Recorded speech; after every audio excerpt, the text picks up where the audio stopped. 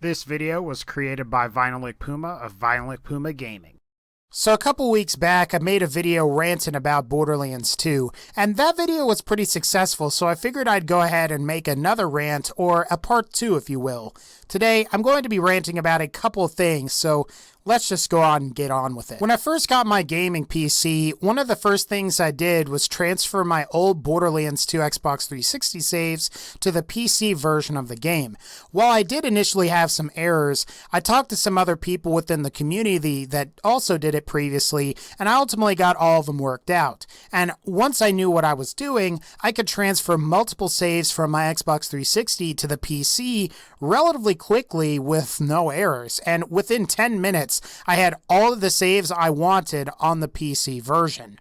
So, for those of you that don't know, recently I bought an Xbox One, and out of morbid curiosity, I bought the Handsome Collection, and holy shit, is the transfer process fucked on console. Get this, you have to turn the Xbox 360 on, wait for Borderlands to boot up, which takes forever, then you have to upload one save to the cloud. That's right, you can only upload one save at a time, and then you have to turn your Xbox 360 off, you have to turn your Xbox One on, wait for Borderlands 2 to boot up again, which also takes forever, and then download the one save onto your Xbox One. God help you if you have more than 2 saves to import. And not only that, but you will get an error message if you transfer a character with overpowered levels that reads, and I quote, "This level 72 character requires downloadable content that is not accessible at this time. And yes, before you ask, I have re-downloaded my saves to the Xbox One from the cloud multiple times, and I am still getting this error." Guys, I don't get it. Why is it that I can use third-party software in the form of like Horizon, which is frowned upon, to easily import multiple saves at once to my PC with minimal to no errors? And then when I do it on console, which is the legitimate way to do it, I can only do one at a time, and yet it causes an error if I have OP levels unlocked. Keep in mind, while it wasn't Gearbox that did this port and save transfer function was designed by a multi-million-dollar video game development studio. How can a bunch of what are essentially modders do a better job than trained technical professionals? I don't get it. Speaking of fixes and patches, I figured it might be time to discuss some of Borderlands 2's ridiculous nerfs over the years. What's so frustrating is that Gearbox seems to set a priority for nerfing guns and weapons over other legitimate issues people have with the game. So some of you veterans will remember that about 2 years ago or so, Gearbox decided that Zero's kunai and Deathmark skills were way too powerful. This was because 4 Zeros could apply Deathmark and get something like 320% marked damage bonus on enemies before slag, and this of course was doubled or tripled depending on your difficulty. And you know, at 80% for each character, I mean, I guess I could see how it was really overpowered. However, in the process of nerfing it, Gearbox ultimately ended up breaking the skill so that only one death mark could be applied per one online lobby.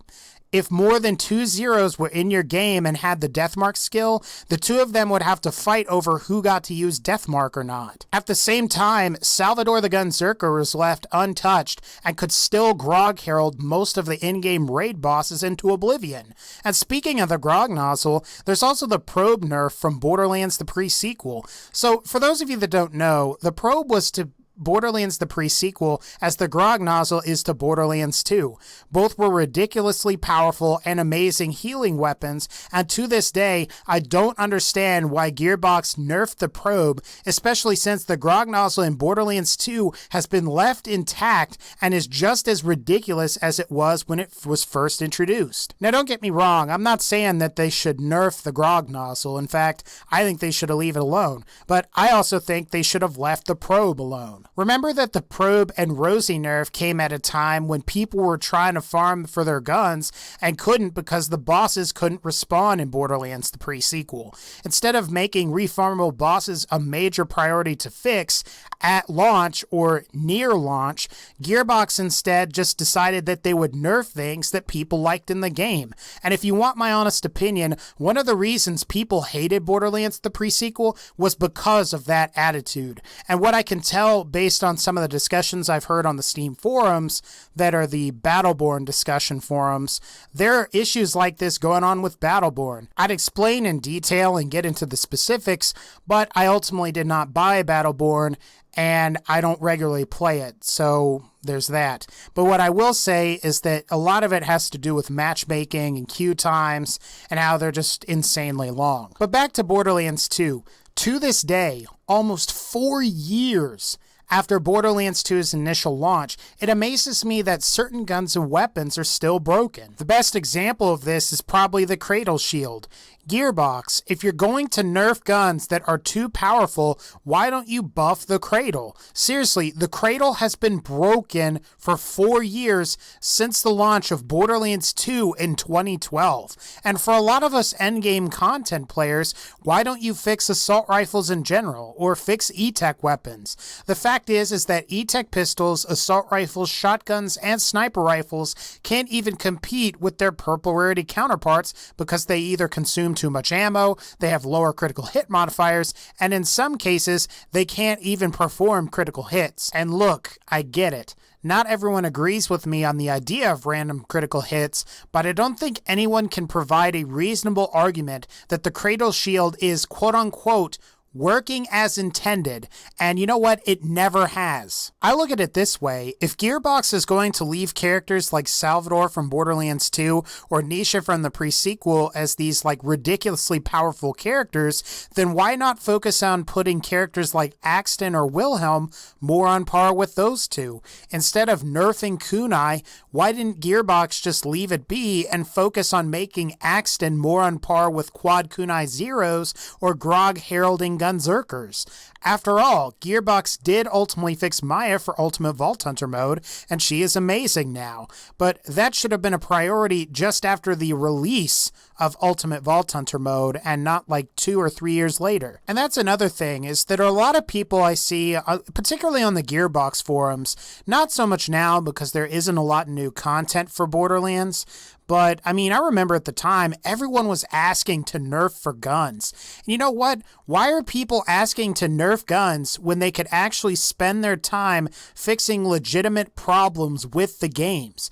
It just irritates me. So the next thing I want to rant about is an article that I've seen floating around on countless Borderlands-related forums on Reddit, as well as the Gearbox forums too. And this is an article that's written by Polygon, and it's called, quote-unquote, How Gearbox's Truth Team Outwitted Borderlands Feedback by Griffin McElroy. And then there's also another one written for Battleborn called System Update, Psychologist-Led Truth Team Plays Key Role Making Video Gamers Happy in Gearbox's Battleborn. And I'll leave you a link in the description to both if you're interested in reading it. Now, before I tear these articles a new asshole, the Borderlands one does have some good points. Using techniques to make it feel like the guns reload faster, or changing ground textures and adding debris to make the player feel like they're moving faster makes a lot of sense to me. In fact, on the PC version of Borderlands 2, as well as the Handsome Collection on console, you can increase your FOV to increase the game's sense of motion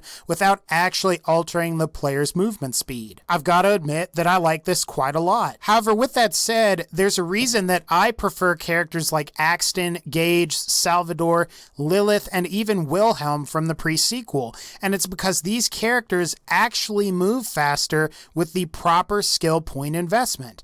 Axton in particular is capable of reloads that are much faster than some of the other characters from Borderlands 2. So as far as I see it, you ultimately listened to the original feedback, you implemented some of the ideas from that feedback, and now Borderlands 2 is now the most popular game in the franchise. This was done by listening to your community. What kind of irks me about both of these articles, more specifically the Battleborn one, I think the Borderlands one is a little more rational, is how delusional they are. They talk about building your own gun in the Borderlands article, and how Matthew Armstrong, who was the creator of Borderlands, says, quote, "Boy, I'd like to build my own gun." And then, of course, he replies, "Okay, you can build your own gun. Now the game's over. Congratulations. The quest for the perfect gun is over. It ends when you can build your own gun, and if you can do that in the first hour of the game's over." Now, I don't have a personal problem with Matthew Armstrong. Don't send the guy hate. He did create Borderlands, and it's a game that I really like. But I do want to say this, and I want this explained to me.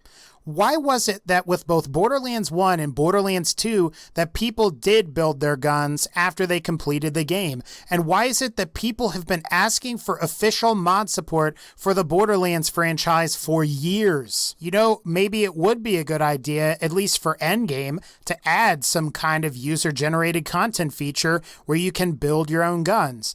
And I'm not saying that you don't have a point, though. After all, the ability to create your own guns would theoretically end the core gameplay loop, and I totally understand that. But look at it this way: if you want people to play your game longer and you want to increase people's playtime, a great way to do that would be to add mod support. We have so many game franchises, from the Elder Scrolls to Fallout to Doom to Arma, like the list goes on, that have incorporated and embraced user-generated content correctly and have enjoyed massive sales boosts because of it years after the initial release.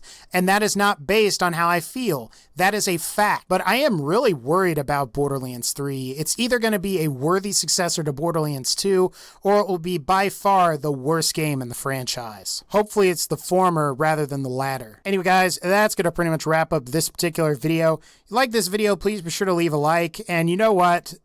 We'll make a Borderlands rant part 3 if we get to 650 likes. If we don't get to 650 likes, no big deal. We'll move on with our regularly scheduled videos. But as always, take care, and I'll see y'all next time.